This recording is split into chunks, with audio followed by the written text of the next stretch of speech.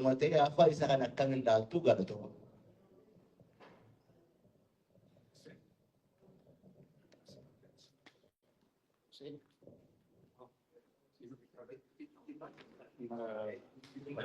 Enggak, kalau ada misalnya setaruh si kau bertanya siap. Sedefa, alfefa, karena kita kawan.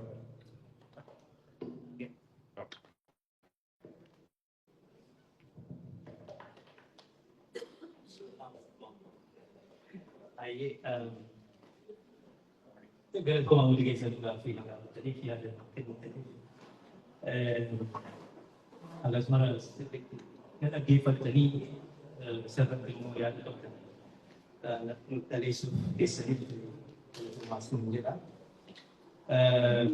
I think untuk jumlah kerja dari tak maya adaptif dan mak bagi di sekitar itu. Lalu dapin dijemput ans hadi juga ans rajin bercukup. Toko impaya lihat aja lagi. Jadi impaya ini kami serang impaya Ethiopia makan jijik kami kerja baru sebelum perbuatannya fullback. Kalau ini makan Ethiopia impaya jadi muhaf. Lalu sini sabab sebelum muda dana jelas capsir unam cawan itu. Sini sabab sebelum muda sangat amas orang umat dan hoga bulch wanjiratif akan ambil. I think sebab sebelum mon biasa kesi jalan hon bisa ni pegi bisa ni cip biasa jalan jeraju wangi minta ni. Rio muhdefatani ya akan wajin jalan jadi iktimakan ni pegi sani. Untuk makan jiji kami ini sedikit aku menjadi akan hafi ada si kawan teh impaya kecil tuhe warni sabot berda sabota di fund angga baru segala bisa untuk fund maklumat itu. Senar rakan ke dapat yang dikatakan to biaya jalan ke extra kunanu lihat kita jalan tadi angga tadi. Sebab sebelum ni jalan maupun tan nanu kita bisa boleh dikawalin amas Beijing Bima Prison House of Nations tapi cukup tinggi. Saya ini mungkin beras terbaik. Mereka sebab sudah mauta bekunci tidak. Sebab sudah moni mereka hidup mereka akka aban hemat. Kalau cerita demokrasi Dewan Jiran itu, mereka cerita berai yang mereka Emil Kof. Signature amas one federalism kan for divide and rule. Tiba ya ni. One sebab sebelum Amerika sebab sebelum mauta kan mau haju cara tiba. Agak segala tanya itu kare. Mereka sebab sebelum mauta gafi sebab sebelum mauta DBA jelas one F. Walau mereka sebab sebelum mauta di fund mengajarkan syuruk case itu jadi ni. Apa sih lul warana rat banami terkapin tu bertemu. So dapat kenal tu sernici namoni jijiram makan duri. It was a socialist Ethiopia, People's Democratic Republic of Ethiopia. Then it was a Federal Democratic Republic of Ethiopia. All the same, as far as Oromia and Sabab Subramuni are concerned, everything was the same. The country was still monolingual, monocultural, national. The actual fact on the ground is that there are many nations, there are many peoples in that country. And the recognition was far much to be desired, even during the times of federalism. Now, Sanatu, so muda tidak akan falmani mutuma jadi kakas. Kehidupan itu kakas. Demokrasi ini juga makaraf milik desa kalau jamaah jiraja.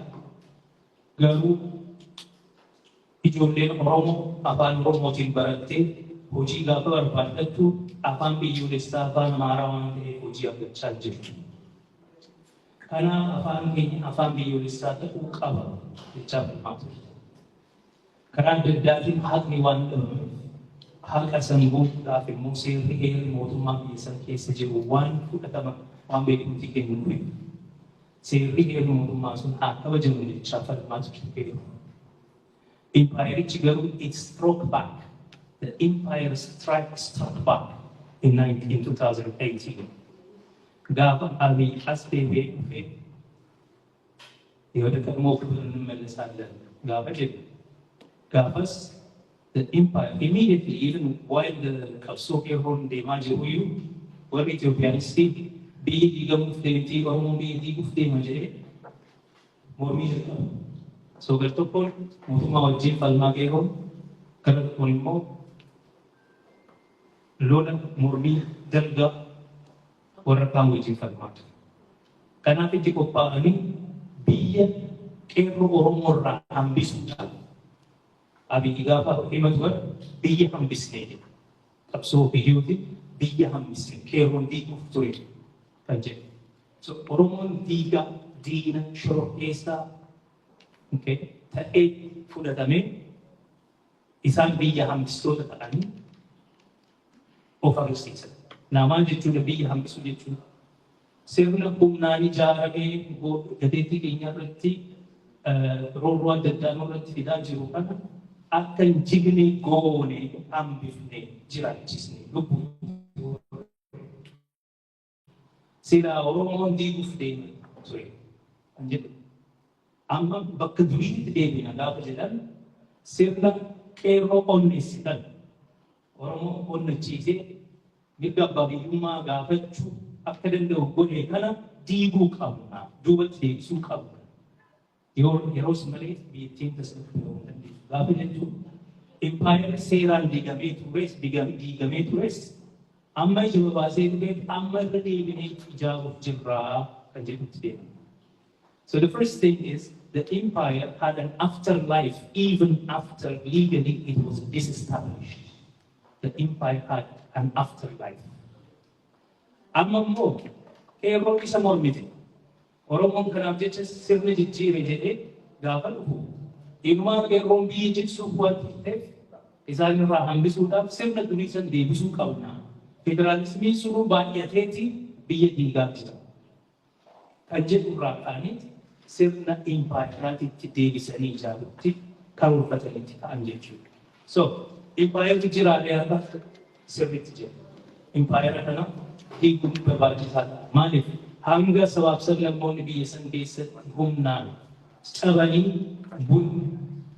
achi keessatti bulaa jiran kun hiree ofiif murteeffatanii yookaan Itoophiyaa wajjin jiraatan jedhanii hanga murteessanii yookaan Itoophiyaa ala biyya ofii ijaarrame jedhanii hanga murteeffataniitti yookaan sirna federaalizimii fe'ina jedhanii referendiimiidhaan hanga murteeffataniitti yookaan sirna konfedereeshinii ta'uu barbaanna jedhanii hanga murteeffataniitti haalli keessa jiru maqaan isaa waan fedhe haa ta'u iyyuu impaayerummaa jedhee amana. I think barumsi kiyyas sanarratti hundaa'eetti kan jirudha. In critical international law circles, the empire is having an afterlife and it's striking back, and the empire has to be dismantled. To dismantle the empire does not mean ummata fifumti. Nui ummata biraa rajifan qabnu. Okay, biyya diiguu miti. Mirga keenya mirkaneeffachuu. Mirga keenya mirkaneeffachuun biyya diiga yoo sirna diiga taanaan gaarii. Sirna cunqursaa diiga taanaan sirna cubbuu diiga taanaan gaarii. Numa diiga. Biyyattiin kan ijaaramtu humnaa miti waan ta'eef fedhii ummataatiin waan ta'eef ummata humneessinee aangeessinee akka uummanni biyya tana qabaachuun nuuf tola. Jechuu danda'utti yookiin immoo biyya tana keessa jiraachuurra biyyootii kiyyaatiin ijaarradhaa. Uummata kana wajjin waliin jiraachuun hin danda'amu jedhee yoo jibbaates akka murteeffatu humneessuun aangeessuun dirqama qabsoo dhaloota kanaan geggeeffamuuti jedhee amana akka dhuunfaa. I think beekumsi jirus lafa jirus kan nu fakkaatu jedhina. So, ani karaa adda addaatiin gosaan nu cicciree jira akkana taanee akkamitti diinni dura dhaabbannaa akkamitti ofirraa ittisuun danda'ama. I think kanumaan kunuunsi barbaachisaadha. Kanumaan Oromoon wal hubachuu, wal dhagahuu, wal dhaggeeffachuu qaba jedha. So sanaaf immoo adeemsi tokko tokko amma hin jira, mallattoo isaa hin jira. So adeemsa san wal jabeessinee Oromoon akka sabaatitti akka wal hubatee deeme, walii wajjin adeeme.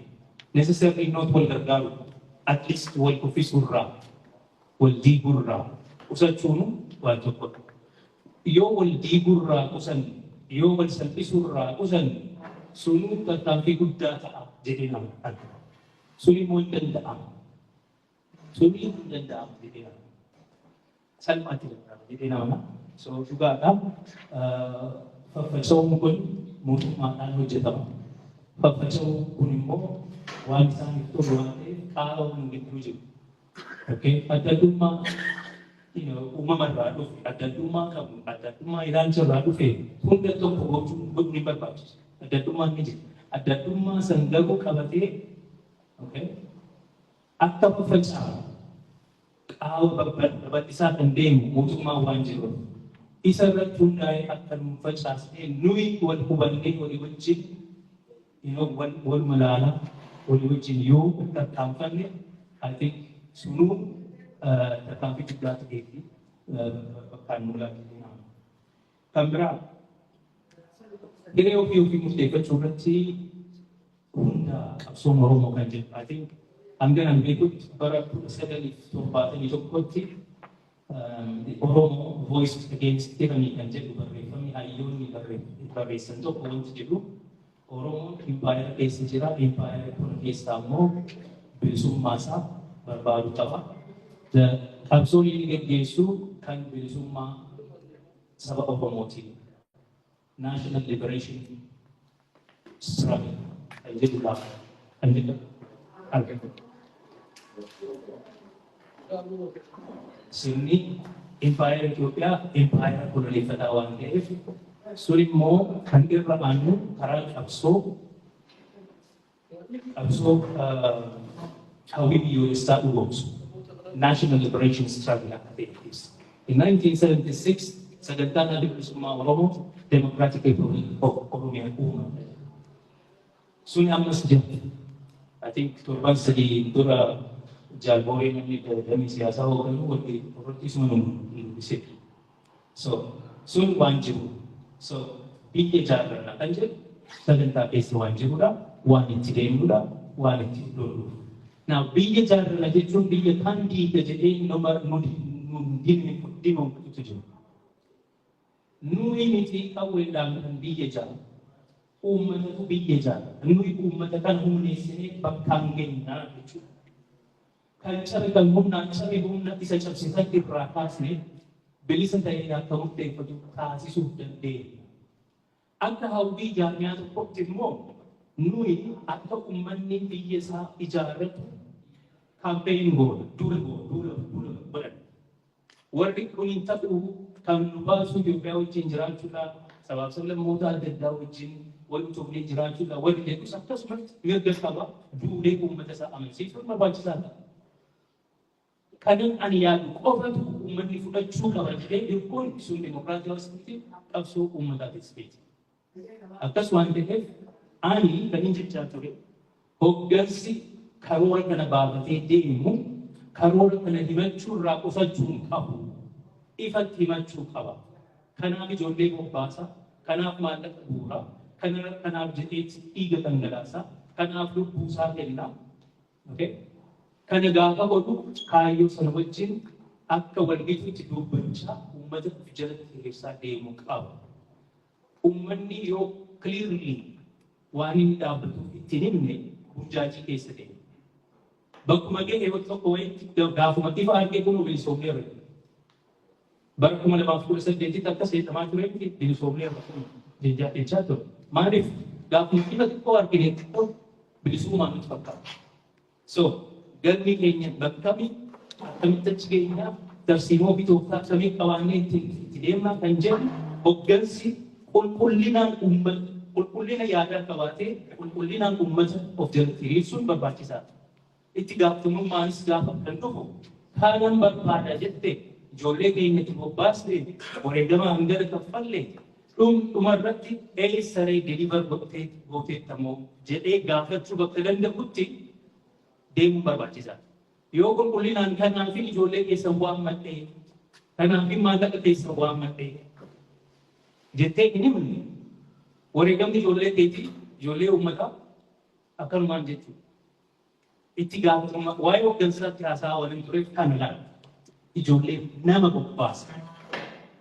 Kaayyuu jedhutti hiriirsee biyya bu'uun kaayyuu irraa baane itti gaafatamummaan barbaachisaadha. Ilmi kee kanaaf ture jedhee haadhatti himuun barbaachisaadha. Gaafa biyya qabaate gaafa nagaan dhufu. Ijoolleen keessan kanaaf fudhanii itti boonnaa isinis itti boonnuu qabdu. Wareegamni kun kan akkanumaan lafatti hafuu miti. Gootota ijoolleen kun jennee bakka yaadannoo irratti siidaa isaanii goonee maatii isaanii maatii san akka maatii gootaatitti ofitti simannee medaala kennee lubbuun isaanii hin banne hin jira.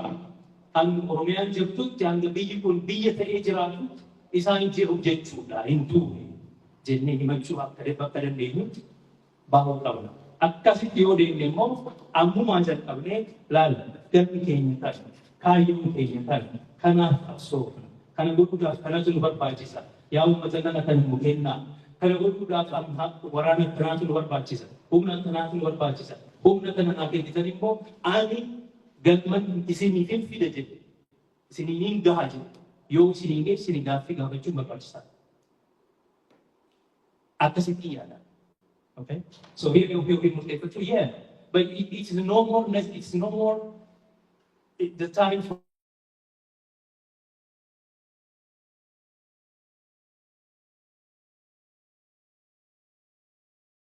the truth. What is the concrete content of those things? Because Gumarat, can it take to the Estere? Kuno angas deemen tattaafateen kan dadhabee rakkoon kunatti uumamee asiin jira. Yoo badii garee immoo badii sanaaf itti gaafatamummaa nam fudhadhaa nam dadha jedhee isinirraa deemu jechuudha. So akkasitti yoo itti deemne siyaasa civilized ta'e siyaasa itti gaafatamummaa qabu siyaasa dimokiraatawaa ta'e gaggeessuun jalqabame. Hoggansi keenya maalchuun bilchaataa jabaa ta'e ofitti amanee ummata isaatiin amanee kaayyoo ummata isaatiif uumee qabsaa'ee irratti amanee deemee waan danda'u godhee kunoo kana godhee kana garuu dadhabee dhaloonni kan dhufu kanarraa fudhatee deemu jechuun barbaachisaadha. Santu cimina, santu bilchina, santu hoggansa cimaa jechuudha. Karaa hayyuudhaatiin walitti bu'een kun ammas shakkiin jira. Yes, I think there needs to be no misunderstanding about OLC in 2018 and WOC in 2022. Yeroo sadan keessatti ammas 2022 test, 2018, 2016, 18 test. Hayyoonni gaafa walitti dhufan aangoo fudhachuudhaaf waan ofiif irraa buufachuudhaaf jedhanii walitti dhufu. OLCnis WOCnis kun kan amma ta'aa jirus warra siyaasa hoogganuu walitti qabuudhaaf kaayyeeffatee dhufe. Warri siyaasa hoogganuu akka walii galee jijjiirama dhufaa jiru qophaa'u isaan humneessuudhaaf akka wal hubatanii walii wajjin deeman walii wajjin qabsaa'an walitti fiduudhaaf yaadda miti. Garuu wal shakkaniit nu shakkanii akka warra aangoodhaaf deemu godhanii olola oofanii isaan osoo walitti hin dhufin jijjiirama dhufe wal faana yaa'anii galan gaafa galanuutti himu hayyoonnis akkasuma ta'anii galan. Garuu hayyoon fakkeessee qabsoo kanarratti abbaatti ta'ee aangoo fudhachuudhaaf qabsaa'ee waan jiru natti fakkaata. Namoonni adda addaa yaada adda addaa kan ofii isaanii qabaachuu danda'u. Humna tokkotti siqanii humna kaan irraa ari'uuf yaaduu danda'u. Hin beeku hin jira wanta akkasii. Warra tokkotti siqanii aangoo fi wanta ta'e irraa boqotetu jira ta'a. Beeku. Garuu akka OMC'tti gaafa walitti dhufnu Oromoo walitti qabuudhaa fi warra siyaasaa walitti qabuudhaaf jennee Atlaantaatti akka wal gahan goonu. London irratti hundi jira ture. Gaafa Atlaantaa garuu tokko tokko harkifachuu jalqaba. Misteekni adda addaa karaa hundaan jira nan bal'isan. Garuu Oromoon hayyoonni kun waan isaan hanqina isaanii beeku. Nuyi ijaarsa miti, nuyi jaarmiyaa miti, nuyi warra aangoo fudhatu miti. Yoo jijjiirama kana akka aktiivistootaatti oofnee jirra. Garuu jijjiiramni yoo dhufe warri siyaasa hoogganuu yoo itti qophaa'ee bakka san hin fudhanne Oromoon rakkootu itti dhufa. Kanaaf wal gaha jennee Londanitti yeroo biraatiif qopheessine. Gaafa 2022 wanti deemaa ture waan biraati. Hooggansi Oromoo hundinuu mana hidhaatu. Kan ajjeefamee kan hidhaatu. Abaa'uunis Jawaarfaanis afaan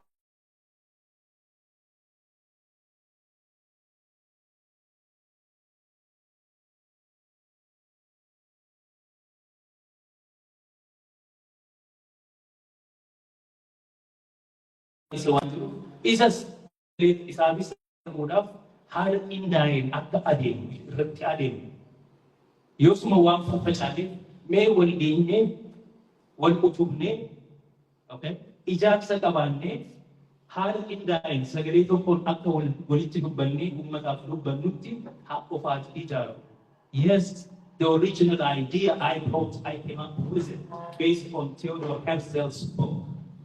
And ironically, from a Zionist leader, how the Israelis built their country between 1898 and 1948 in 50 short years.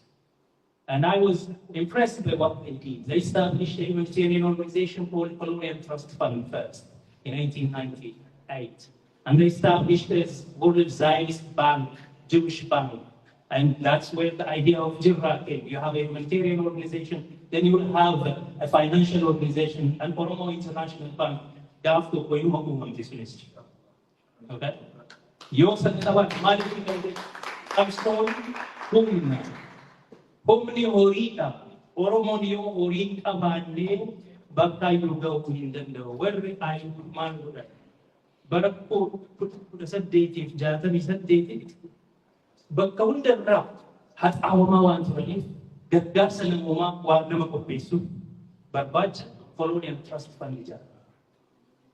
Colonial Trust Fund jedhama garas biyyi isaanii kolonii British waan jedhama. Kolonii Turkee ture booda immoo gara UK'tti darba.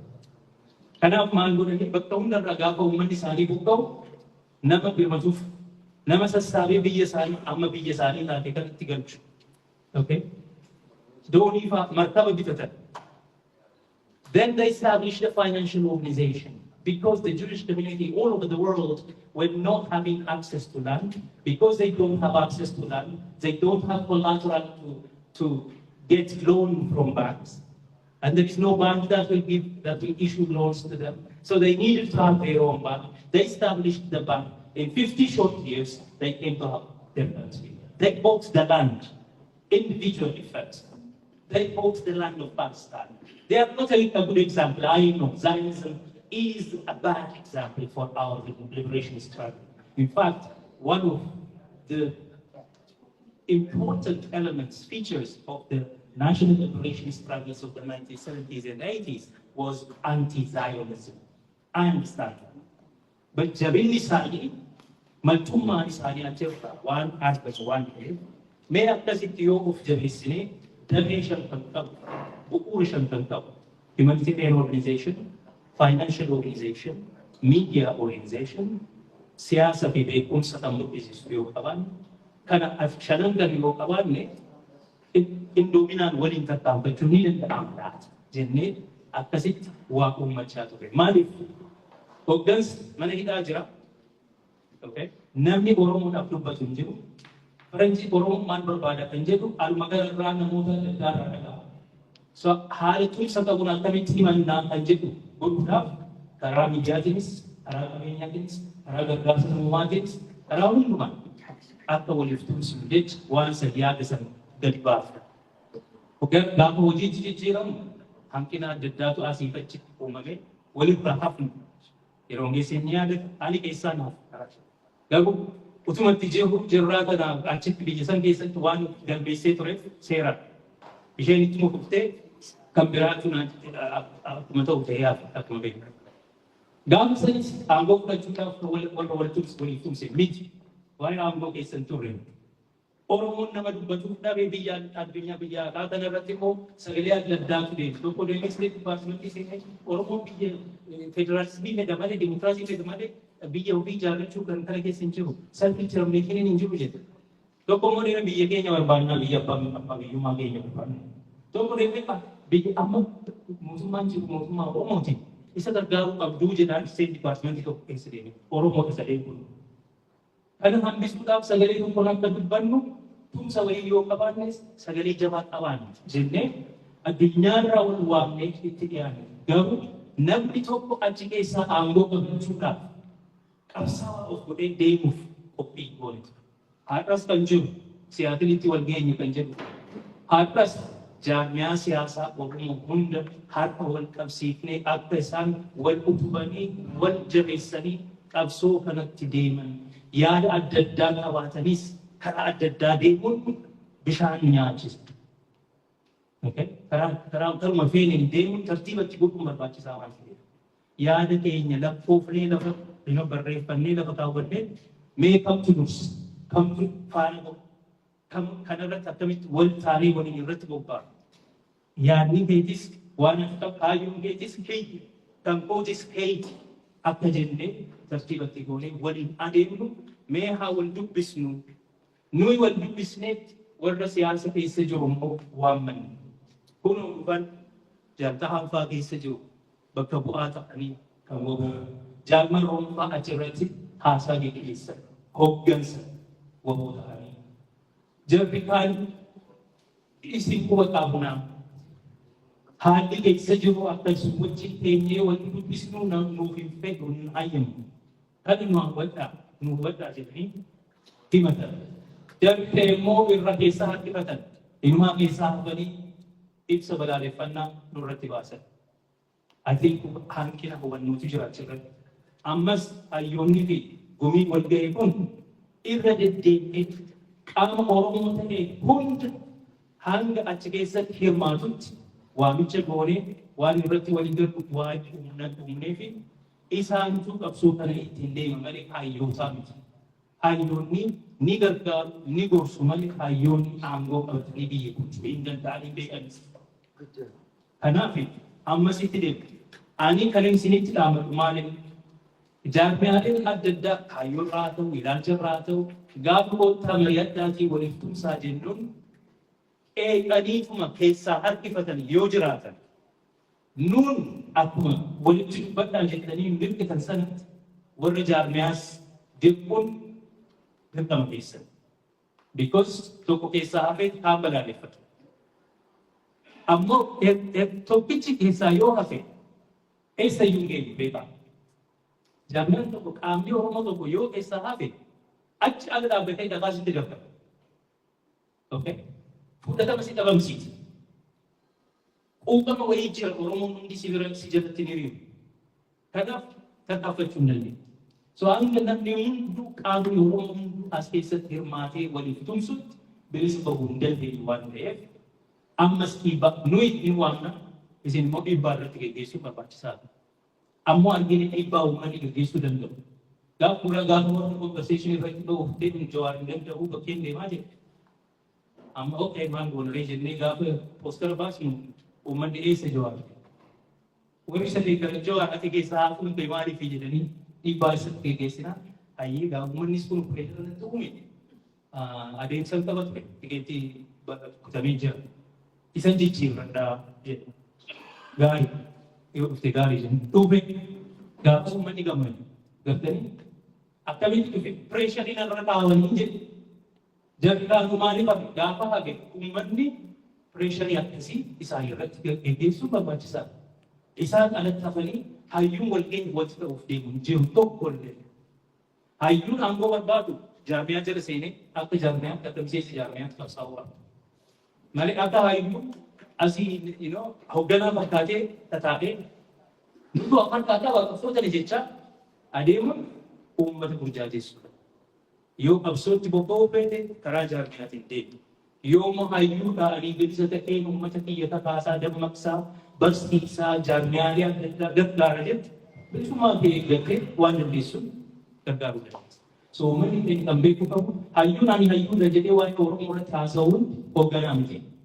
Aangoo fudhachuuf qophaa'an jiru. You see me everywhere. I'm not a member of any political party. I told you whom I support, but I'm not a member of any political party. And trust me, I'm not running for any political office right now. Never. And if I want to, I need to join the party I support. And I need to close with the party system. Okay? Inji asma tattane waan haasaa babbareechee, itti karabaata babbareechee, ani hoogganaa keessa jechuun hin danda'amu sun hin ta'u. Akkasitti hin ta'u. Okay? So, hayyoota kana shakkuun gaarii gadi fakkaata. Hayyoonni hayyoota hojii qabu, ogummaa qabu, baay'ee.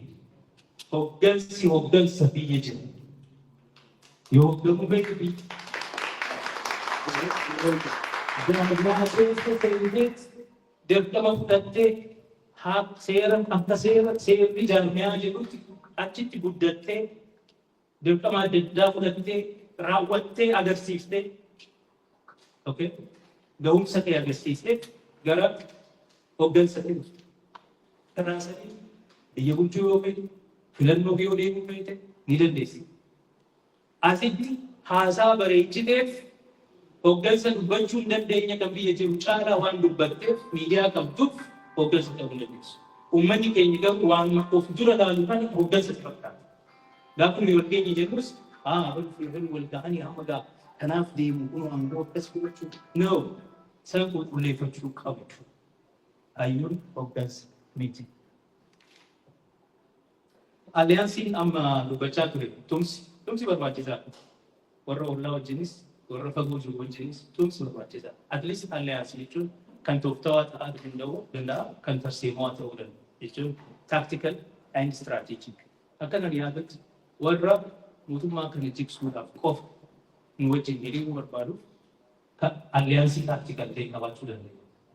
Warra fedhii fi faayidaan keenya wal simatu wajjin immoo hiriiruu yookiin murteeffachuu keenya.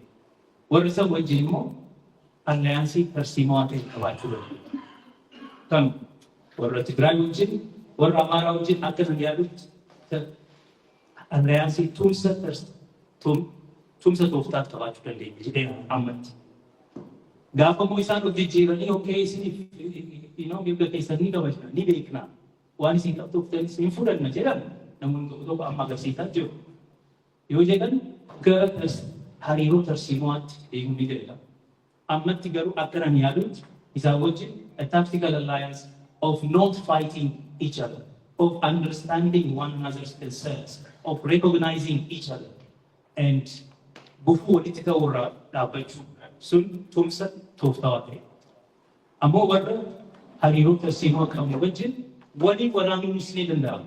Gaafa warri TDF mootummaa fi mormaa ture san through United Front wal keenyetti walii wajjin waliif tumsuuf waan guddaatu adeemamaa ture.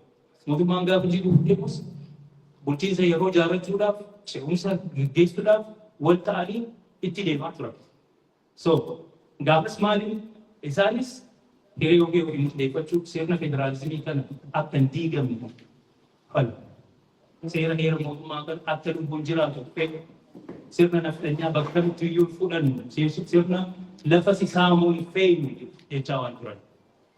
Nu wajjin mirga keenya beekaniif nu wajjin falmaa waan turaniif isaan wajjin hariiroo gaarii qabna. Har'as wanti sun jijjiirame. Wanti jijjiirame sirni heera seera mootummaa biyya sanaa isaan irratti hin hojjetu. Har'a isaan hariiroon isaan Itoophiyaa wajjin qaban waliigaltee Pretooriyaati malee seera heera mootummaa sanaati. Isa akkasanitti walitti hin jiran. So isaan waliigaltee Pretooriyaa sana eeggatu nu wajjin immoo waliigaltee sun maal jedhaa warra kaan wajjin tumsa godhachuu hin dandeessan jedhaa. Kanaaf ifatti waan akkasii godhuu danda'a. So warri Amaaraa namoonni tokko warra Faannoo jedhamu kana keessaa warra nuti hidhatu jira. Hanga taate garuu tokkummaa waan hin qabneef nu gidduutti amma hanga keenya fi kan nuti ifa nu jalaa mul'ina والبنات كان جدا جو أقام تكا الناسين توفتا أما سان جدو كان كنشي أقام تكون قال ترسيمات ديما مبين قالوا يرورا يروت قابو فويه ولين فويه سا إتي فانو بنتريت بوچون مبين غاني أي وردري جرو كان بيكا سادي رادا غوتو بريدا دا أدي وانا بيكو هغنوا أسمت الله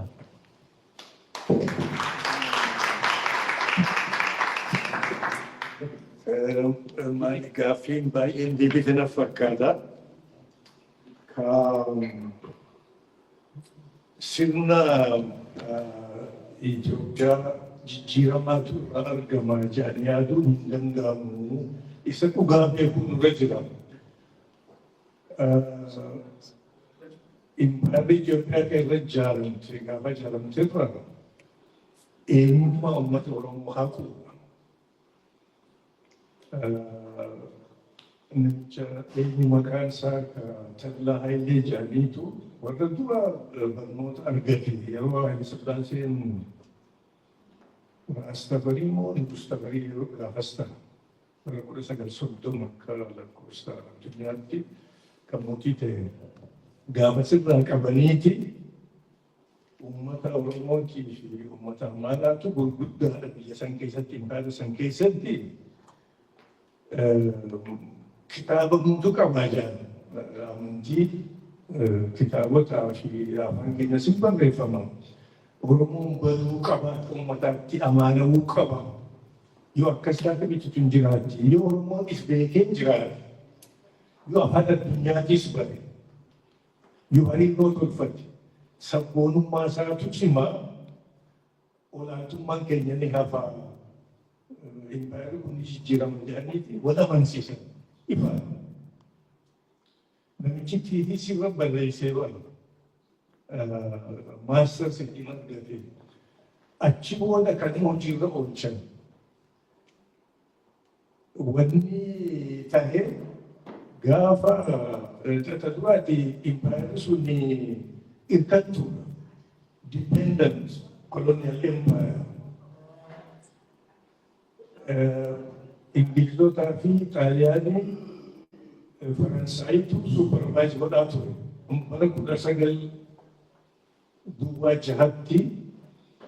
jarri sadeen bodoomni nuti jiruuti walii galaniiti akkatti biyya san hiratan akkatti dhimma itti ba'an kan walii galanii jiran ciisaniis mootummaa Minilik impaayartii akka turanii garuu dhimma fiitis dantaa ofii keessatti akka hojiirra oolfatan walii galanii gaafa sirraa qabee hirkattudha jechuun mootummaan gaafa dura ijaaramtan qabee impaayartiin alagaa biraatu fagootu isee jiraatan uummata biyyaa wajji nagaan qabdu lolumaa ture jalqabarraa gaafa qabsoon jabaattee jijjiiramni dhufu wanni dura ta'e bara 1991 ganama reefus dubbachaa ture.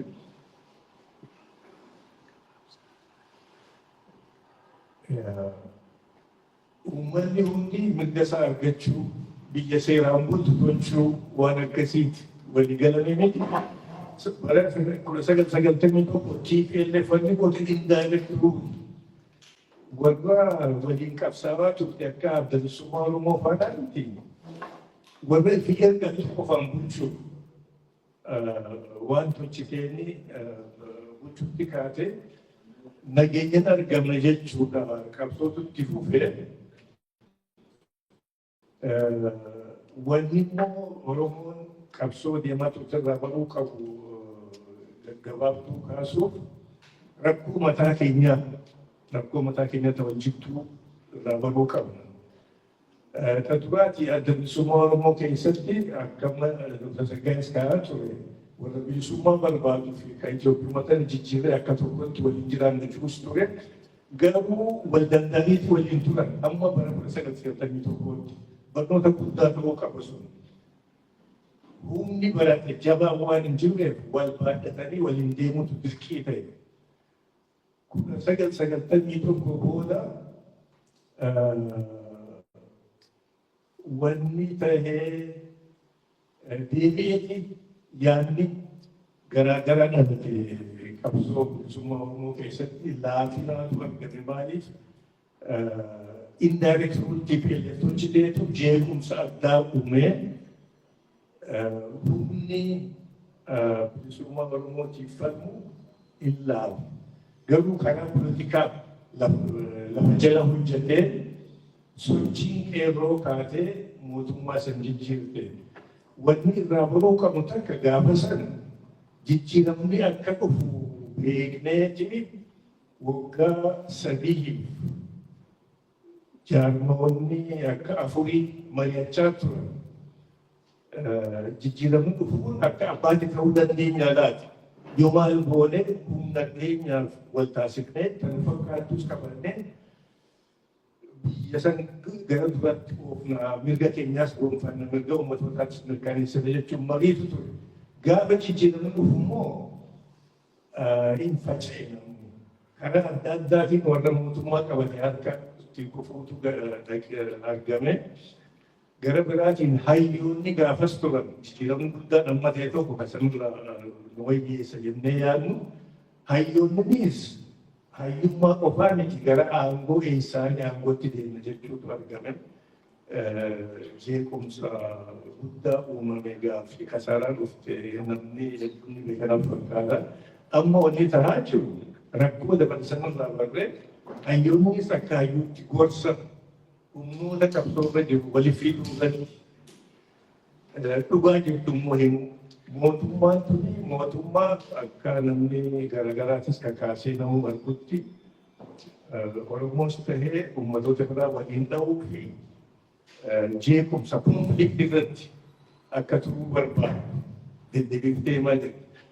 Dabalee immoo akeeka Oromoo fi uummanni biraatis qabsaa'eef akeeka dimokiraasii kan mirga hiree murannaa san kan biyya balleessee sanii asli waan Impairri Itoophiyaa irra ijaarame ta'a. Uummata Oromoo fa'aa jijjiiruu santu kanaarraa daakee balaatu bu'ee jira. Bara 1991 balaatu nutti bu'ee jechuudhaan ammoo gara duubaatti deebisuuf mootummaan ammaa kan itti jirtu kana namni taa'ee ilaaluun qabu warri karaa hidhannootiin falmu karaa hidhannoo karaa poolitikaa falmina jedhus karaa poolitikaa sirna qabuun itti fufuu qabanii hayyoonni immoo amma karaa daandii nagaa dhufanitti fakkaata. Humnoota falmaarra jiran walitti fiduu, yaadaan gargaaruu, jajjabeessuu, fira horuu fi karaa dippiloomaasii humnoota fakkaataa walitti fiduu waan kana fakkaatu amma daandii dhugaarra jiranii fakkaata. Agala turmanii namni akka Dooktar Tsaggaayee tattaaffii guddoo godhan kanarratti hayyoonni daandiirra jira fakkaata. Qabsaa'onni immoo dubbii kanaaf abbaa ta'ee deemuun waraana bilisummaa Oromoo ta'ee humnoonni biraa karaa poolitikaa fa'aa falmina jiran isa wajji waan isa gargaaru hojjechuu ammoo waan isaaniif maal karaa poolitikaa hojjechuun jaarmaa uummataa tolchuu karaa adda addaatiin waanuma gaafa awutloo turan seeraan dhoorgaa turan hojjetanillee poolitikaa hojjetanii uummanni akka humnaa'ee ofirratti amanee kaka'u sochiin akka qeerroo fakkaatullee akka kaatu waan baay'eetu hojjetamuu hin danda'a karaa poolitikaatiin isaanis hojii isaanii dirqama isaaniitti akka luuchawan humni immoo akka impaayirri deebi'ee lubbuun horanillee taasisu waraanni bilisummaa immoo akka jabaatu waan isa gargaaru hundumaa hojjechuudha akka barbaachisu isarratti walii galuu nurra jiran fakkaata kanumaan oduraa